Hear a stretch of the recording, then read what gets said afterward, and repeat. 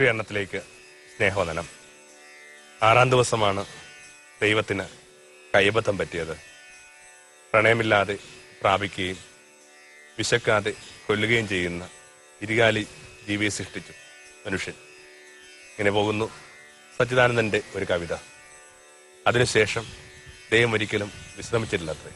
കൊടിയ ആസുരതകൾ കണ്ട് മനംനുറുങ്ങിയൊക്കെ വർത്തമാന കാലത്തെ ഭംഗിയായി നിരീക്ഷിക്കുന്ന ഒരു മനുഷ്യന്റെ സങ്കടമായിരിക്കാം അത്.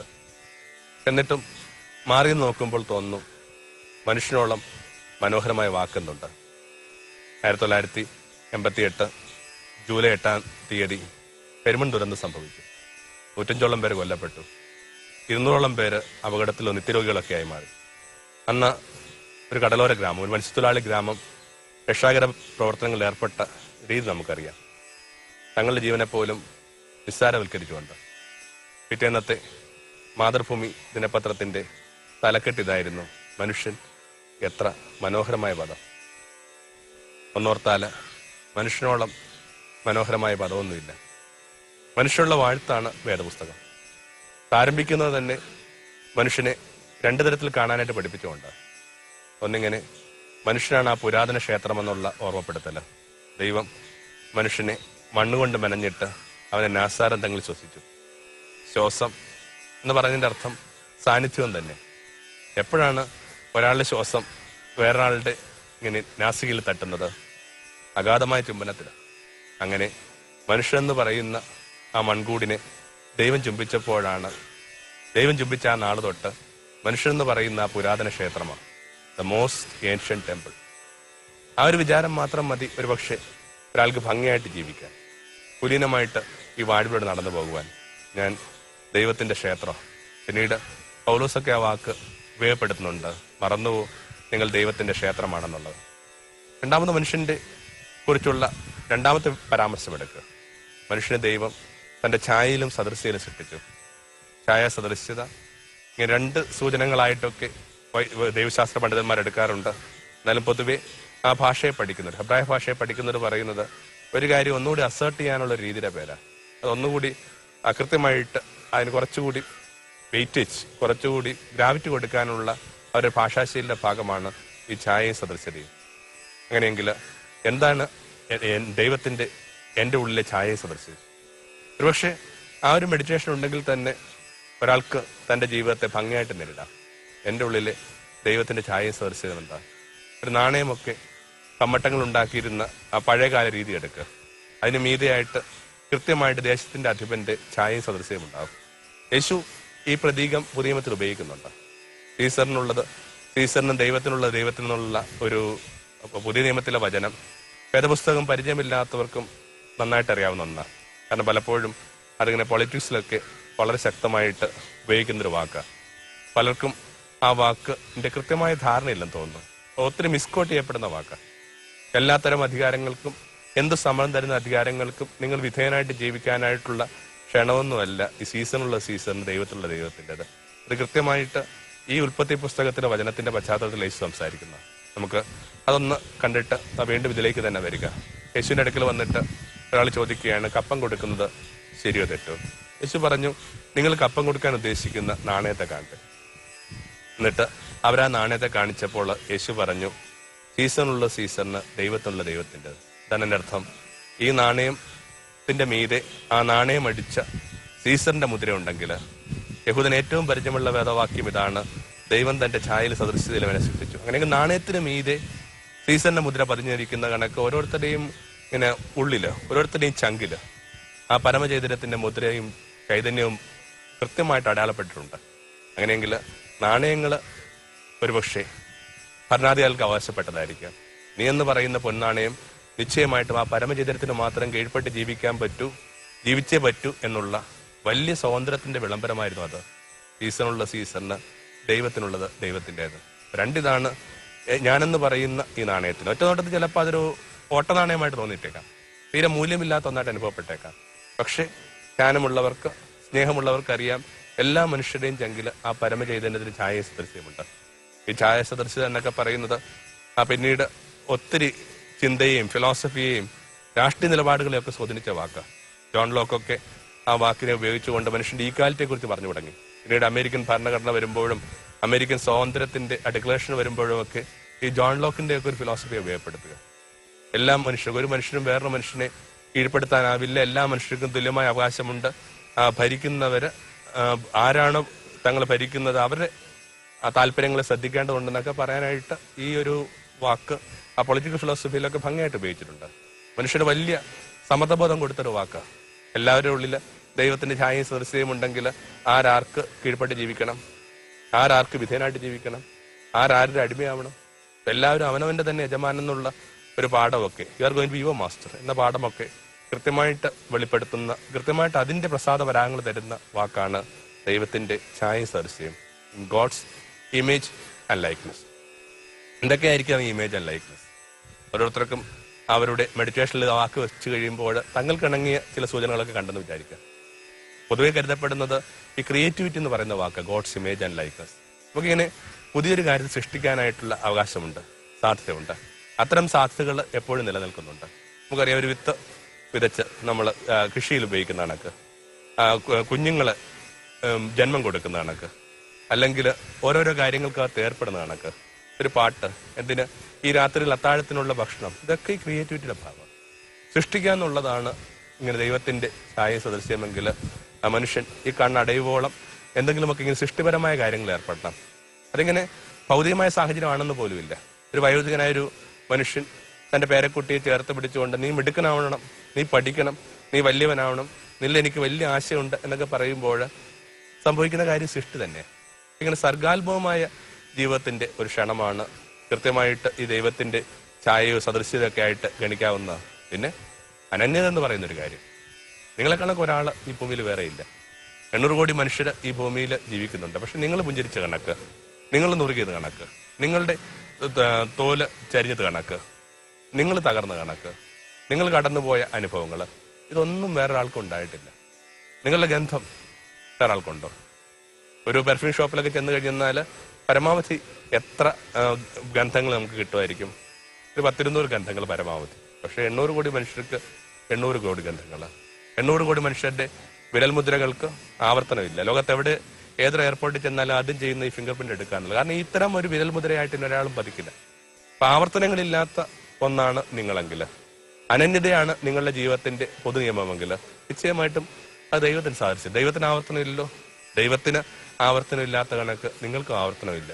വേണമെങ്കിൽ ആ ഒരു വാക്ക് തന്നെ, ദൈവത്തിന്റെ ഛായാ സദൃശ്യം എന്ന് പറഞ്ഞ വാക്ക് തന്നെ നമുക്ക് ഇങ്ങനെ ഒത്തിരി തലങ്ങളിലായിട്ട് കണ്ടുപോകാവുന്ന. പക്ഷെ നമുക്ക് ആ ക്രിസ്തു ഈ മനുഷ്യ കൊടുക്കേണ്ട മൂല്യത്തിലേക്ക് എത്തേണ്ടതുണ്ട്.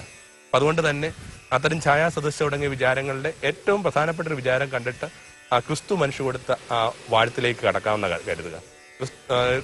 എന്താണ് ദൈവത്തിന്റെയും ഛായ സദൃശ്യം? നമുക്ക് കുറച്ച് പെട്ടെന്ന് സെൻസിബിൾ ആയിട്ട് മനസ്സിലാവുന്ന ഇതാണ്, my capacity to love and to be loved. സ്നേഹിക്കാനും സ്നേഹിക്കപ്പെടാനുള്ള സാധ്യത. ലോകത്ത് ആരുടെ ചങ്കിലാണ് ഈ സാധ്യത ഇല്ലാത്തുള്ളത്? ഏത് പരുക്കനായ മനുഷ്യനെടുക്കുക, നിങ്ങളോട് എന്തുമാത്രം കഠിനമായി വർത്തിച്ച മനുഷ്യനെടുക്കുക, ഏതൊക്കെയോ നിമിഷങ്ങളിൽ ആ മനുഷ്യന്റെ ഉള്ളിൽ നിന്നൊരു ഈർപ്പം പൊടിയുന്നുണ്ട്. സ്നേഹം അനുഭവിക്കാത്ത, സ്നേഹത്തിൽ താല്പര്യമില്ലാത്ത, സ്നേഹത്തെ മനസ്സിലാക്കാത്ത ഏത് മനുഷ്യനുണ്ട് ഈ ഭൂമിയിൽ? അപ്പോ അടിസ്ഥാനപരമായിട്ട് കുറെ കൂടി നമുക്ക് ഭംഗിയായിട്ട് വിശദീകരിക്കാവുന്ന ഒരു വിചാരം ദൈവത്തിന്റെ ഛായ സദൃശ്യമായി ബന്ധപ്പെട്ടിതാണ് എന്റെ സ്നേഹിക്കാനും സ്നേഹിക്കപ്പെടാനുള്ള സാധ്യത. അത്തരം സാധ്യതയെ നിക്ഷേപിച്ചുകൊണ്ട് ദൈവം നമ്മളെ ഭൂമിയിലേക്ക് ആ പൊന്നാണയങ്ങളെ കണക്ക് ഇങ്ങനെ കൃത്യമായിട്ട് ഈ ഭൂമിയുടെ ഭണ്ഡാരത്തിലേക്ക് തന്നിരിക്കുകയാണ്. അപ്പോൾ അത്തരം മനുഷ്യനുള്ള വാഴ്ത്തിന്റെ വിചാരത്തിൽ നിന്ന് ഏറ്റവും ഭംഗിയുള്ള കാര്യം എന്താണ്? യേശു മനുഷ്യനെന്നുള്ള ഒരു കാര്യം നമ്മൾ ആകുക എന്ന് പറയുന്നതിന്റെ അർത്ഥം തന്നെ നമ്മളെക്കാൾ വലുതായ ഒരു കാര്യത്തിലേക്ക് എത്തുക എന്നുള്ളത്. മറ്റു ഇങ്ങനത്തെ തെല്ല് ദൈവദൂഷണമാണെന്നൊക്കെ തോന്നിക്കഴിഞ്ഞാലും ആ മനുഷ്യനുള്ള വാഴ്ത്തായിട്ട് ഇതിനെടുത്താൽ നല്ലതാണ്. ദൈവം പോലും ഇച്ഛിച്ച ഒരു ജീവിതക്രമത്തിന്റെ പേരാണ് മനുഷ്യൻ. എല്ലാവരുമൊക്കെ മനസ്സിൽ ഞാൻ ഗന്ധർവൻ എന്ന് പറഞ്ഞൊരു ചിത്രം ഉണ്ടാവും.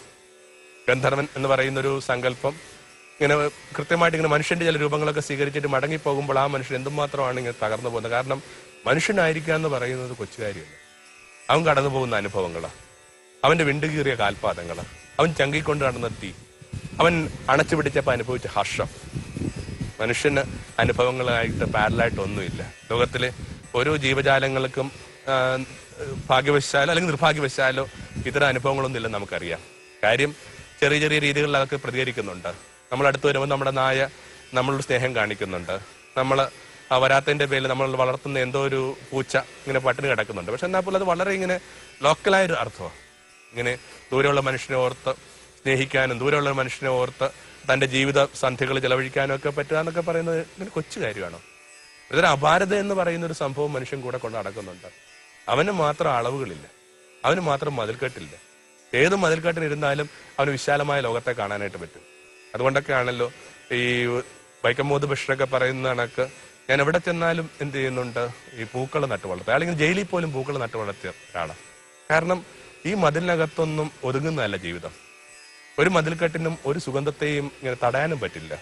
വലിയ അപാരതയിലേക്ക്, വലിയ അനന്യതയിലേക്ക്, വലിയ ഭംഗിയുള്ള ആ ജീവിതക്രമമാണ് മനുഷ്യൻ്റെത് കൊണ്ട് നമുക്ക് വെറുതെ ഇങ്ങനെ പറയാം. ഒരു പക്ഷേ യേശു കാക്ഷിച്ചിരുന്നു ആ ജീവിതം. എപ്പോഴും നമ്മൾ വിചാരിക്കുന്ന ഒരു ഡിസെൻഡിങ് പ്രോസസ്സാണ്.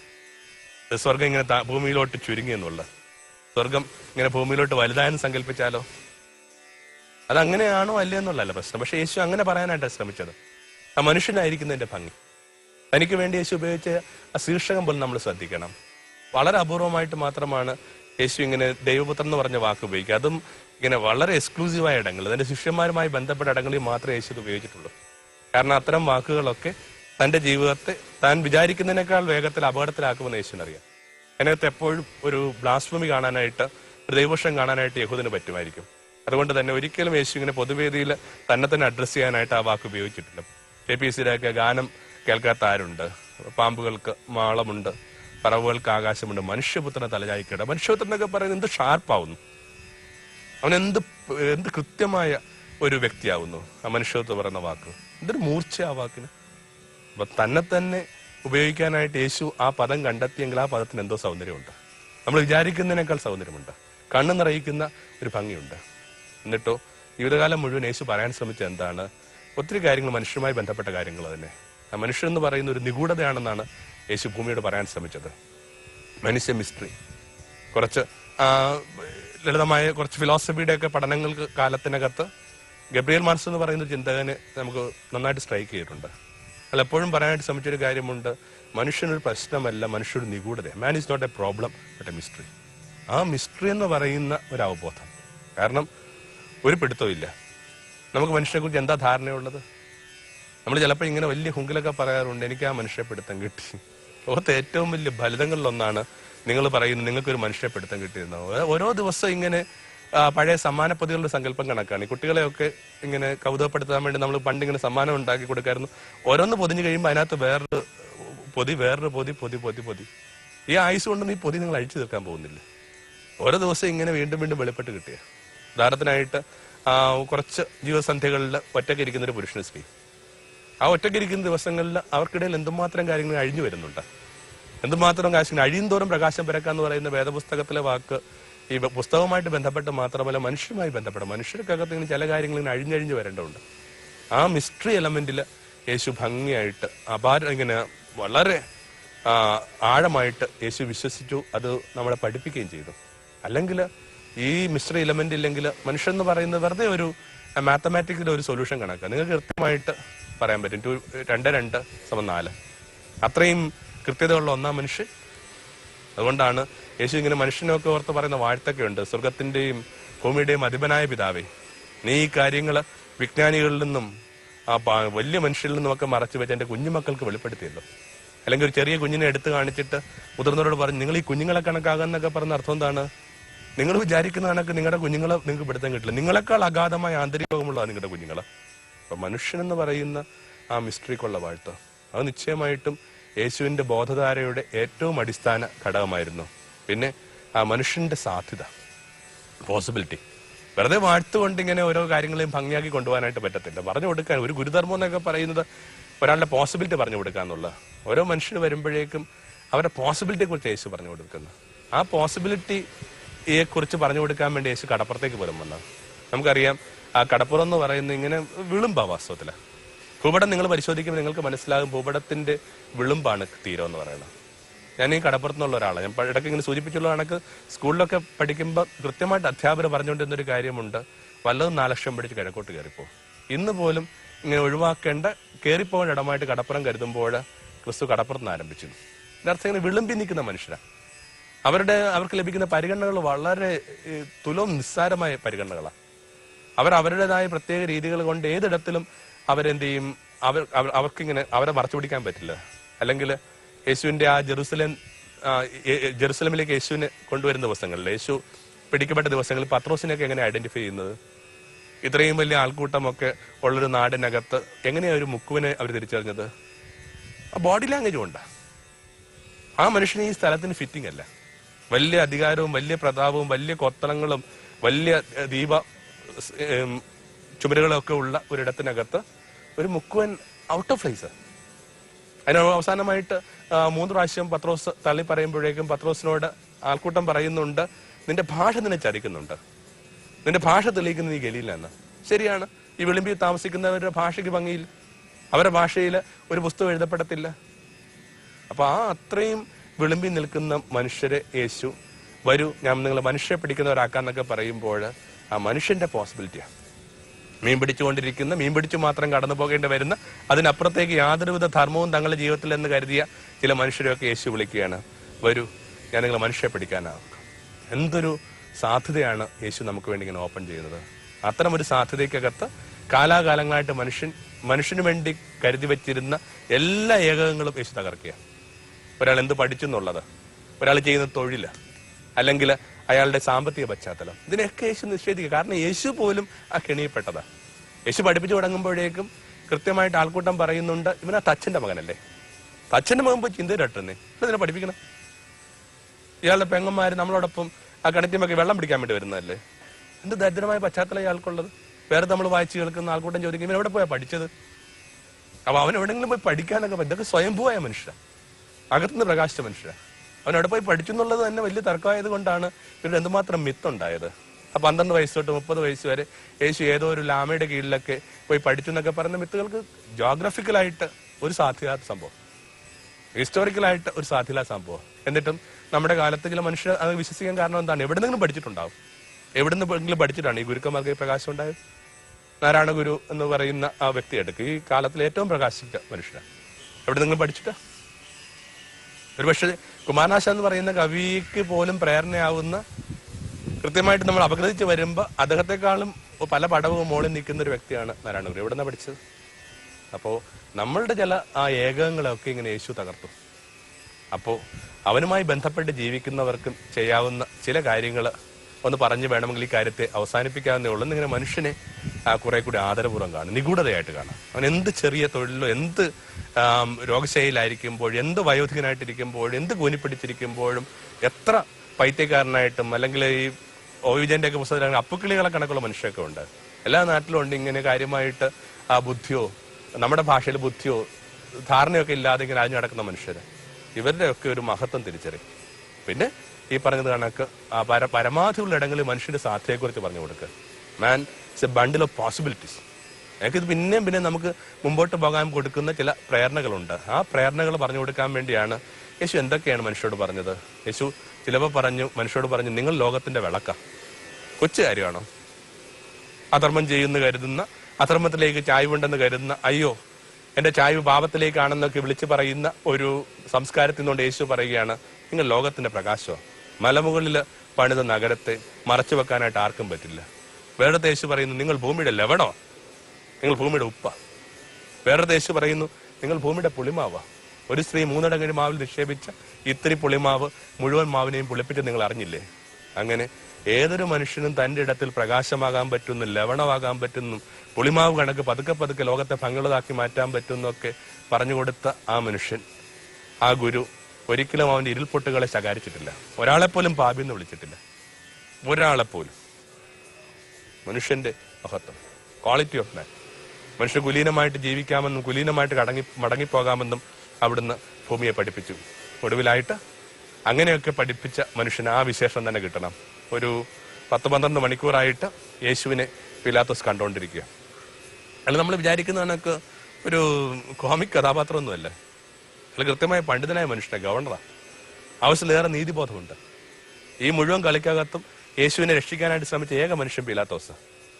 അതുകൊണ്ടാണ് അയാളിങ്ങനെ കുറച്ച് ചോദ്യങ്ങളൊക്കെ ചോദിക്കണം. അതിനകത്ത് ഏതെങ്കിലും ഒരു ചോദ്യത്തിന് യേശു ഉത്തരം കൊടുത്തിരുന്നെങ്കിൽ കൃത്യമായിട്ട് പിലാത്തോസ് പറയും, ചെറുപ്പക്കാരത്തെ വാതിൽ തുറന്നു കിടക്കും നിന്റെ മോചനത്തിലേക്ക്.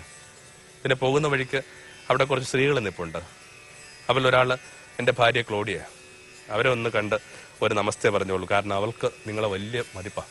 അങ്ങനെയൊക്കെ തീരണമെന്ന് കരുതി ആരംഭിച്ച ഒരു ട്രയൽ ഡ്രാമയാണ്. ആ ട്രയൽ ഡ്രാമയുടെ ഇടയിൽ കാര്യങ്ങൾ നന്നായിട്ട് പഠിക്കാനും കാര്യങ്ങൾ നന്നായിട്ട് അപഗ്രഥിക്കാനും പറ്റുന്ന ആ മനുഷ്യൻ തനിക്ക് വേണ്ടി ആകപ്പാടെ ഒരിക്കലും മാത്രമേ സംസാരിച്ചു. ബാക്കിയൊക്കെ ഇങ്ങനെ സമ്മർദ്ദത്തിന് മീതെയാണ്. ആദ്യം അയാൾ ഇങ്ങനെ യഹൂദ പുരോഹിതന്മാർക്ക് വേണ്ടി സംസാരിച്ചു. പിന്നെ അയാളിങ്ങനെ തനിക്ക് ശമ്പളം തരുന്ന റോമൻ ഭരണകൂടത്തിന് വേണ്ടി സംസാരിച്ചു. അയാൾ ആദ്യം അവസാനവുമായിട്ട് തനിക്ക് വേണ്ടി സംസാരിച്ചു. എന്താണത്? യേശുവിനെ ഇങ്ങനെ നോക്കിക്കൊണ്ടിരുന്നപ്പോൾ അയാൾ തന്റെ അത്ഭുതം മറച്ചു വെച്ചില്ല, അയാൾ തന്റെ ആദരവ് മറച്ചു വെച്ചില്ല. അയാൾ പറഞ്ഞു, ബിഹോൾഡ് ദ മാൻ, ഇതാണ് മനുഷ്യൻ. അയാളിങ്ങനെ ഒരു ലത്തീൻ പശ്ചാത്തലത്തിൽ നിന്നായതുകൊണ്ട്, റോമിൽ നിന്നായതുകൊണ്ട് അയാൾ പറഞ്ഞ വാക്ക് അതേപോലെ തന്നെ പിന്നീട് ഉപയോഗിക്കപ്പെടുന്നുണ്ട്. H homo. നീഷയൊക്കെ ആ പേരിൽ തന്റെ ജീവിതത്തിന്റെ സന്ധിയിൽ ഒരു പുസ്തകമൊക്കെ എഴുതിയിട്ടുണ്ട്. തന്നെ തന്നെ അപഗ്രഥിക്കാനും തന്നെ തന്നെ വ്യാഖ്യാനിക്കാനും തന്റെ കൃതികളെ കുറിച്ച് പറയാനും ഒക്കെ ആയിട്ട്. എച്ച് ഹോമോ, ഇതാണ് മനുഷ്യൻ. അപ്പോൾ ഏറ്റവും നല്ല വാഴ്ച ഇത് തന്നെയാണ്, ഇതാണ് മനുഷ്യൻ. മറ്റെന്തായിട്ട് എന്താ കാര്യം? സച്ചിൻ എന്റെ വിടവാങ്ങൽ പ്രസംഗം ഒരു വളരെ ക്വാളിറ്റി എക്സ്പീരിയൻസ് ആയിട്ടാണ് എല്ലാവരും പറയുന്നത്. വളരെ വിശ്വപ്രസിദ്ധമായ ഐ ഹാവ് എ ഡ്രീം കണക്കൊക്കെ ഉള്ള കണക്ക് വേണമെങ്കിൽ പെടുത്താവുന്ന വിധത്തിൽ കുറെ അധികം കോടി മനുഷ്യരുടെ കണ്ണു നിറച്ച പ്രസംഗമായിരുന്നു സച്ചിന്റെ പ്രസംഗം. അതിനകത്ത് ആ സച്ചിന്റെ ഒരു വരി അടുത്ത കാലത്തായിട്ട് വീണ്ടും കോട്ട് ചെയ്യപ്പെട്ട് കേട്ടു. സച്ചിൻ പറയുന്നത് ഇങ്ങനെയാണ്, നല്ല കളിക്കാരനാകുന്നതിനേക്കാൾ പ്രധാനമാണ് നല്ല മനുഷ്യനാവുക. അത് തന്നെ പ്രധാനം, ബാക്കിയുള്ളതൊക്കെ അത്ര പ്രധാനപ്പെട്ടതല്ല. ആരെ നോക്കിക്കൊണ്ടും അവർ ഉറ്റവരിങ്ങനെ പറയണം, ഇതാ മനുഷ്യൻ, ഇതാ പച്ചയായ സമ്പൂർണനായ മനുഷ്യൻ. ജീവിതം പ്രഭാമയം സന്നിധാനത്തെ നമ്മുടെ ഈ ഗുരുചരണം അവസാനിക്കുമ്പോൾ ഞാനതൊന്ന് ഒരുപക്ഷെ ഈ ഒരാഴ്ച നമുക്ക് ചെയ്യാൻ പറ്റുന്ന ഒരു കാര്യമെന്ന നിലയിൽ ഒന്ന് അത് പറഞ്ഞോട്ടെ. ഏതെങ്കിലും ഒരിടത്തിൽ നിങ്ങൾക്ക് ഈ വരുന്ന ദിനങ്ങളിലും തോറ്റു കൊടുക്കാൻ പറ്റുമോ? ജീവിതം ഒരിക്കലും പഴയതല്ല എന്ന് അപ്പോൾ നിങ്ങൾക്ക് വെളിപ്പെട്ട് കിട്ടും. എല്ലാത്തിനെയും ഇങ്ങനെ സിമുലേറ്റ് ചെയ്ത് പഠിക്കുന്ന ഒരു രീതിയുണ്ട്. കപ്പലും എയ്റോപ്ലെയിനും ഒക്കെ പോലും നമുക്കിങ്ങനെ നമ്മുടെ സ്വീകരണമുറിയിലിരുന്ന് അതിൻ്റെ ചില മാതൃകകൾ ഉണ്ടാക്കി പഠിക്കാൻ പറ്റുന്ന രീതിയെ വിളിക്കുന്ന വാക്കാണ് സിമുലേറ്റ് എന്ന് പറയുക. അങ്ങനെയെങ്കിൽ ഈ നാട്ടിൽ നിന്ന് ഭംഗിയുള്ളൊരു കഥയെടുത്തിട്ട് നമുക്ക് നമ്മളെ തന്നെ ഒന്ന് മെഡിറ്റേഷൻ വെക്കുന്ന നല്ലതായിരിക്കും. അത് നാറാണത്തുനാഥ് എന്ന് പറയുന്ന ആളുടെ കഥയാണ്. ഇങ്ങനെ ഒരു മനുഷ്യൻ കല്ലുരുട്ടിക്കൊണ്ട് പോവുകയാണ്. നല്ല ഉച്ചവെയിലിൽ വിയർപ്പിൽ മുങ്ങി ഇങ്ങനെ മലയുടെ ഉച്ച വരെ അയാളിങ്ങനെ കല്ലുരുട്ടിക്കൊണ്ട് പോകുന്നു. എന്നിട്ട് അവിടെ ചെന്നിട്ട് ഈ മനുഷ്യൻ അതേ കല്ല് താഴോട്ട് ഇട്ടുകൊണ്ട് ഉറക്കിച്ചിരിക്കുക. ഇന്നല്ലെങ്കിൽ നാളെ ഓരോരുത്തരും കയറ്റണ കല്ലുകൾ അവരുടെ കയ്യിൽ നിന്ന് അറിഞ്ഞോ അറിയാതെയൊക്കെ താഴോട്ട് പോകും. അപ്പോഴും ഈ ചിരി നിലനിർത്താൻ പറ്റുമോ? അങ്ങനെയെങ്കിൽ അതായിരിക്കും കളിക്കളങ്ങൾ നിങ്ങൾക്ക് വെച്ച് നീട്ടാൻ പോകുന്ന ഏറ്റവും ഭംഗിയുള്ള പാഠം. പരാജയങ്ങളെ ഒരു ചിരിയോട് കാണുക. അതിന് ദൈവം സഹായിക്കട്ടെ. ജീവിതം പ്രഭാമയം സന്നിധാനം തമോന്മുഖം. ജീവിതം പ്രഭാമയം സന്നിധാനം.